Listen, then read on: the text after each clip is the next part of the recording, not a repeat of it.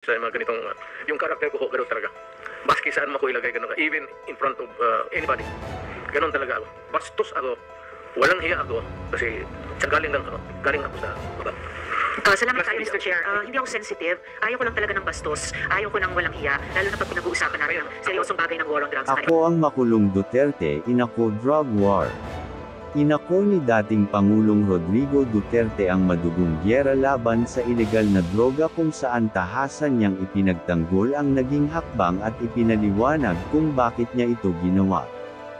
Sa kanyang pagharap sa Senate Blue Ribbon Subcommittee on the War on Drugs kahapon, mariing sinabi ni Duterte na hindi dapat questionin ang kanyang pulisya at hindi siya hihingi ng tawad o magbibigay ng excuses, dahil ginawa niya ang dapat gawin.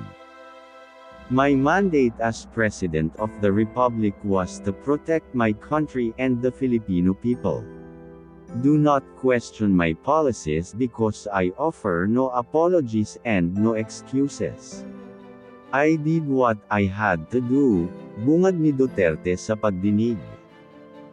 Hiniling din ni Duterte sa panel na tretuhin siya bilang isang saksi, kasabay ang pag-ako ng full responsibility sa ginawa ng mga pulis sa pagsunod sa kanyang utos laban sa ilegal na droga. Isinagawa niya ang war on illegal drugs upang protektahan ang mga Pilipino.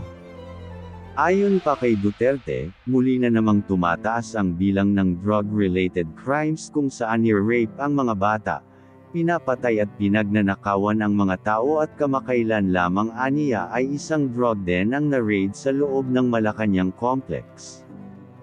Maliwanag aniya na bumalik na naman sa kanilang negosyo ang mga nagpapakalat ng ilegal na droga. Thanks for watching guys. Don't forget to follow para updated ka sa aking next video. Bye!